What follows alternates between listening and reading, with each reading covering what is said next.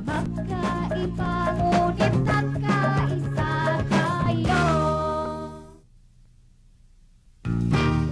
Ito po ang inyong programang Kapayapaan Atin To. At kasama ko naman po ngayon ang ating mga panauhin na kaakibat din po natin sa pagsusulong ng kapayapaan sa ating bansa.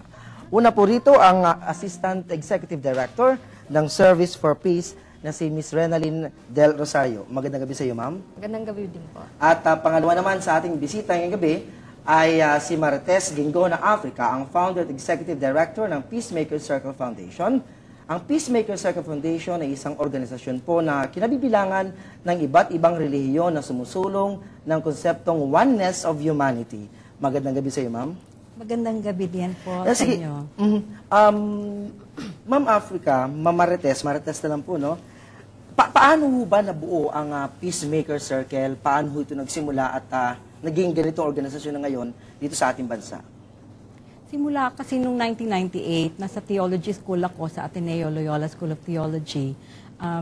Meron akong nakilala ng mga bisita mula sa isang international organization. And yung habang sila ay nagkukwento tungkol sa kanilang karanasan sa peace building endeavor, ako'y namangha, hindi lamang sa narinig ko sa kanilang mga kwento, kundi sa nakita ko rin isa sa kanila may suot na t-shirt. Tapos doon sa t-shirt na yon merong naka-drawing na hugis na simbolo ng mundo at saka yung simbolo ng iba't ibang relihiyon. Doon ako namangha kasi sabi ko nga, anong gagawin ko sa theology ko? Hindi naman ako magpapari, hindi naman ako magmadre. So sabi ko, totoo nga naman, ang relihiyon ay isang mapangyarihang puwersa sa mundo. And then sila po ang mga, throughout the history of the world, ang mga people of different religions po ay nag-aaway-away. Ang gera nga throughout the history of humankind ay kasangkot po ang relihiyon. So sabi ko, napakalaking puwersa to sa ating mundo. Pwede siyang maging source of peace, imbes na ginagamit po ng source of conflict. So yun po ang simula ng passion ko at interest ko sa interreligious dialogue. Simula po dyan na nabuo ang Peacemaker Circle, ano po na ngayon ang misyon at gaano na kalaki ang Peacemaker Circle ngayon? Ang mission po ng Peacemakers ay para magiging silbing tulay upang ang mga nagkakaiba ng mga relihiyon at kultura sa buong mundo, dito rin sa Pilipinas, syempre kasi dito kami nagsimula sa Metro Manila, ay magkakaroon ng tulay ng pagkakaunawaan at mabuting pakikipag-ugnayan sa isa't isa. At para yung mga iba't ibang relihiyon po ay magkakaroon ng opportunity na makipag-dialogue at magtulungan para sa kapayapaan. Dahil malaking ang influence ang religion sa pamumuhay ng tao. So kung ano man ang paniwala nila, ayun din ay magbibigyang kulay ng kanilang mga desisyon sa buhay, mga actions na kanilang ginagampanan. Dito po, Mamarites sa Mindanao ay laganap din po ba ang ating Peacemaker Circle? At paano ba naging instrumentong Peacemaker Circle, partikular sa Mindanao ng pagkakaisa po ng ating mga kapatid na Kristiyano at Muslim? Actually, Ron, ako'y taga Mindanao. Pero dito na ako naninirahan sa Maynila. Sabi ko naman sa kasama ko palagi na hindi naman tayo kailangang nasa Mindanao para matulungan ang ating mga kapwang taga Mindanao.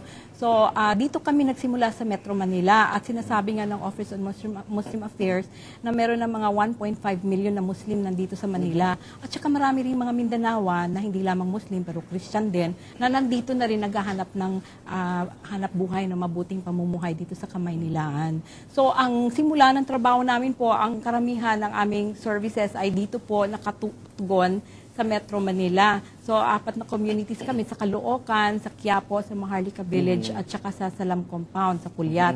Pero ngayon, sa kasalukuyan, sa mga nangyayari nga sa Mindanao, ay ninanais din namin na lahat ng mga success na gain namin dito sa Kamaynilaan, sa pamamagitan ng pag-dialogue at tatag ng mabuting pakikipag-ugnayan sa Muslim at Christian, ay nais na naming ibahagi sa mga kasama namin taga Mindanao. Yung partner namin ay yung Mindanao People's Caucus na kasama sila, Attorney Mary Ann Arnado.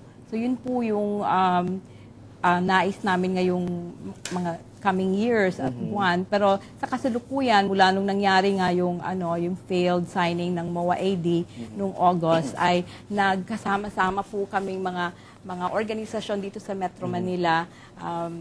Kasama na po yung Center for Peace Education ng Miriam College, yung Gaston Ortigas, Interfaith Culture for Nonviolence, and then yung Balay Rehabilitation, Binhi. Lahat po kami mga iba-ibang NGOs ay nagkakasama-sama po para matugunan yung problema sa Mindanao, lalong-lalo na yung mga IDP, yung internally displaced people, 600 na daw sila. So marami kaming series of activities na nakaraan. No? So we are beginning to spread not only to focus on Metro Manila, pero kasama na rin po yung Mindanao na very urgent ang pangangailangan. Siyempre may mga challenges na, no? Mamaya pag-usapan po natin yan. No? Sa Service for Peace naman, sa inyo bilang organization ng mga kabataan at nakikita natin, meron kayong tatlong aspeto na sinusulong. No? Ito yung leadership through service, Muslim-Christian cooperation, at yung support and help indigenous peoples. No? Pag-usapan natin yung leadership through service. Ano ba meron dito? Ito po yung parang educational component na ginagamit namin para sa lahat ng mga volunteers na nagjo-join sa Service for Peace. So, piniprepare po namin yung mga volunteers para mas makapag-take po sila ng ownership, saka mas maging responsable silang mga kabataan. Na pwede silang maging mas responsable instead na maging problema ng bayan. Kasi naniniwala kami na yung kabataan yung pag-asa ng bayan, sabi nga ni Dr. Jose Rizal.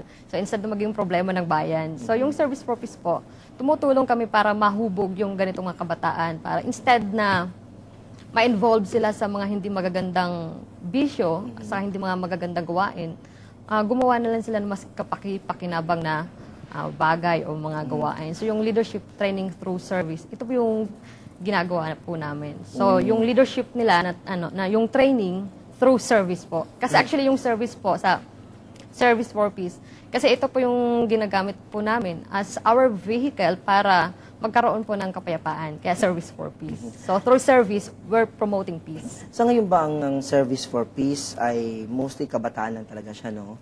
Actually, hindi lang po kabataan. Hindi lang kabataan. Lahat po ng mga tao from 9 years old pataas, if they Like have to the passion 85 to years serve, old, yes. okay. Kung gusto nilang magbigay ng Gusto nila, no? serbisyo, if they want, and gusto nilang magkaroon ng pagkakataon na tumulong, saka magkaroon ng pagbabago para sa sosyedad natin at sa bansa natin, hindi lang yung bansa natin, ang buong mundo, welcome po sila na mag-join sa service. Ang call ngayon ng ating bansa at nakikita ng lahat, ang problema ng Mindanao ay hindi natin maisantabi yan na talagang nakafocus ang buong Pilipinas sa Mindanao ngayon, no?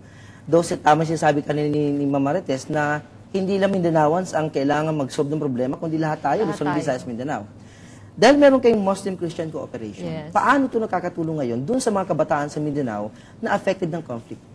So sabi ko nga po sa inyo, yung sa Service for Peace, ginagamit namin yung service as a tool para magkaroon po ng magandang samahan at pagtitiwala yung bawat volunteers na nag-join sa amin. So yung Muslim sa Christian po, pinagsasama namin kasi alam naman po natin na mayroong conflict between Muslim and Christian. So through service, pinagsasama po namin sila para magkaroon po ng trust and magkaroon po ng parang pamilya, parang isang pamilya, at magkaroon po ng parang brotherhood and sisterhood relationship. Actually, sa Mindanao po, nagkaroon po kami ng last month lang, from September 19 to 21, nagkaroon kami ng Global Peace Festival.